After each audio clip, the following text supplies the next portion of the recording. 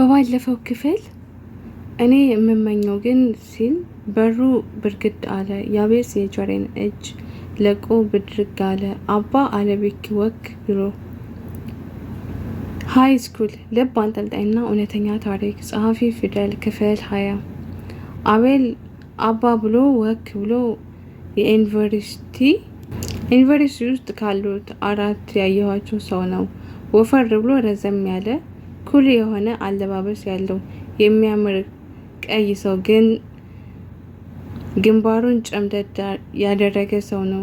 የዚህ ሁሉ ልጅ አባትም አይመስልም። በሁለት እጁ አጣምሮ የያዝኩትን እጅ ለቅቄ ወደ ኋላ እየተደበቅኩኝ ፍጥጥ ብዬ አየሁት። ያቤጽና ጆሪን በድንጋጤ አንዴ እኔን አንዴ የቢኪን አባት እየተመለከቱ ደርቀው ቀሩ። ምንድነው እዚህ ምን ታረጋላችሁ? ያቤጽ አለው። ግርማ ሞገስ ያለው ወፍራም የተረጋጋ ድምጽ እየሰማሁ አይ ቢኪኮ ብሎ ዝም አለ። ቀጥል በረከት ምን አለው ወደኛ እየቀረበ። አረ ሶሌ ቢኪ ትንሽ አሞት እኮ አስደነገጠንና ወደዚህ ይዘነው መጣን አለ። ወደ ቢኪ እየቀረበ ዘወር ብዬ ሳየው ቢኪ ብርድ ልብስ ውስጥ ጭምቅ አርጎ ይዞታል። የቢኪ አባት በዝግታ እየተራመደ ወደኛ ሲመጣ ያቤጽ ከፊት ቆመ። ቀደመውና ሶሌ ደህና ነው አሁን ተረጋጋሺ እዚህ ጋር ቁጭ በል አለው ወደ ወንበሩ እያጠቆመ። ያቤጽ አትልፋ ታውቀኛለህ እኮ ሲለው በአንዴ ተግባቡ። መንገዱን ለቆ ጥጉን ይዞ ቆመ። ከያቤጽ ጥሪ እንደተረዳሁት ከሆነ ስሙ ሰለሞን ነው መሰለኝ። ሁለታችንም አልፎን ወደ ቢኪ ተጠጋና በእጁ ጭምቅ የያዘውን ብርድ ልብስ ገፈፈው።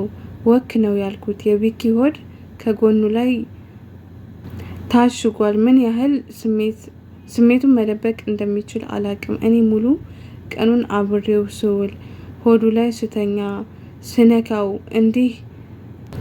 እንዴት እንደተቋቋመው አላቅም። እኔ ምንድነው ምን ተፈጥሮ ነው አልኩኝ። አምልጦኝ ነው። የቢኪ አባት ዘወር ብሎ በሆነ በሚያስፈራ አስተያየት ተመለከተኝ። በዚህች ልጅ ምክንያት ነው አይደል ብሎ በሚያስፈራራ አስተያየት አየኝ። አረ አባ እሷ ምንም የምታውቀው ነገር የለም። ስትሰማ ደንግጣ እየሮጠች መጣች አለቀ ብሎ እኔን ለመሸፋፈን ሞከረ። ዶክተሩም ሁሉንም ነገር ነግሮኛል ከማንም ጋር ተጣልተ ነው ብሎ ተናገረ። ቶሎ ብሎ ተናገረው። እንደዛ አይደለም አባ እሷ ምንም አታውቅም አለው። በሞትና በህይወት መሃል እያለህ ለሷ ትሟገታለህ ደደብ አለው። የአስተማሪ ነገር ወዲያውኑ ዶክተሩ መጣ። እሺ አሁን ምንም አታድርጉ አለው። የቢኪ አባት ወደ ዶክተሩ እየቀረበ እሱ ዘወር ሲልልኝ ጠብቄ እጆቹን ይዤ ምን እንደተፈጠረ ምን እንደሆነ ጠየኩት እያለ አባቱ ቶሎ ለመልቀቅ እየሞከረ ነገር ግን ከእይታ ላለማምለጥ የማይታሰብ ነው። ልጁን ልታስገድይብኝ ነው ብሎ አፈጠጠብኝ። ምንም የማላቀው እኔ ቢኪና ያቤጽን በየተራ እያየሁኝ ጉዳዩን እንዲያስረዱኝ ጠየቅኳቸው። ያቤጽ በሚያሳዝን ፊት አየኝና ሶል እሷ ምንም የምታውቀው ነገር የለም ዛሬ ገና ነው መታመሙን የሰማችሁ ብሎ ለመሸፈን ሞከረ። አሁንም ከኔ ጋር ምንም እንደማያገናኘው ግልጽ አልሆነልኝም። ወደ ቢኪ ተጠግቼ እንደ ህፃን ልጅ ጸጉሩን እያሻሸውና ቀና ብሎ ትሰሚኛለሽ የብዙ ነገር ማስታወሻ ነው እንኳን እንደዚህ ሆኖ ላየው ይቅርና እንቅፋት ሲመታው ራሱ ያመኛል ገባሽ አለኝ። ሳላስበው እንባዬ አመለጠኝ። በተናገረው ንግግር ብቻ ሳይሆን የማላቀውን የአባትነት ፍቅር በሱ ውስጥ አየሁትኝ። የማላቀውን አሳየኝ።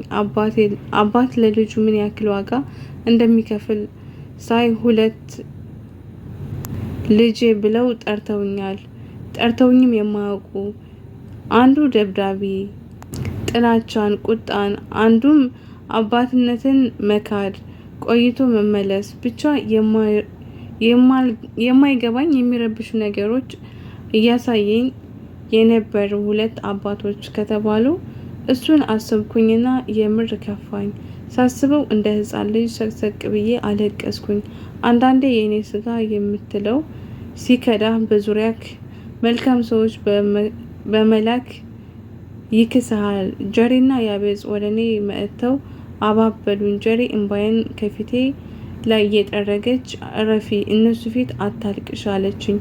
ወደ ጆሮዬ ተጠግታ በሹክሹክታ ራሴን እንደምንም አሳምኜ እምባዬን ወደ ውስጥ መልሼ ተነፈስኩና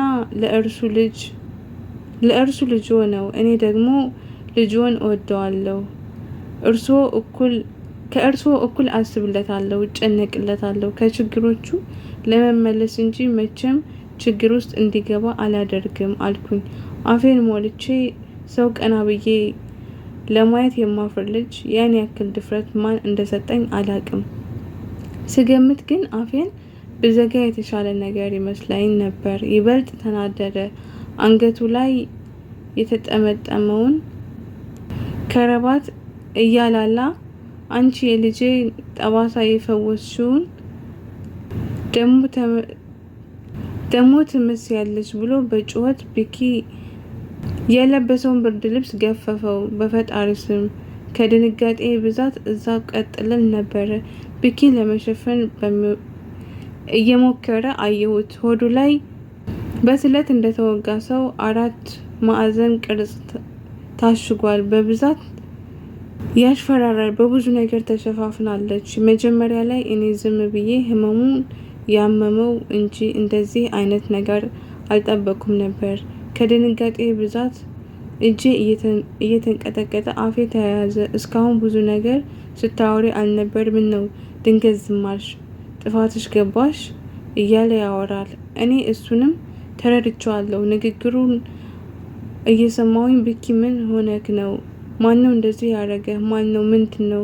ምን እንደማወራ አላቅም። ብቻ ድንገተኛ መርዶ እንደተነገረን እናት ልጇን እንደአጣች ጭንቀት ላይ ሁኛለሁ። ጭንቅላቴ ላይ አንድ እያደረኩኝ እየተርበተበትኩኝ ምንም እንደማያቅ ትሆኛለሽ። በአንቺ ምክንያት እኮ ነው። ከዚህ በኋላ ልጅ አጠገብ ላይሽ አልፈልግም። መጥፎ ነገሮች ይፈጠራሉ እወቂ።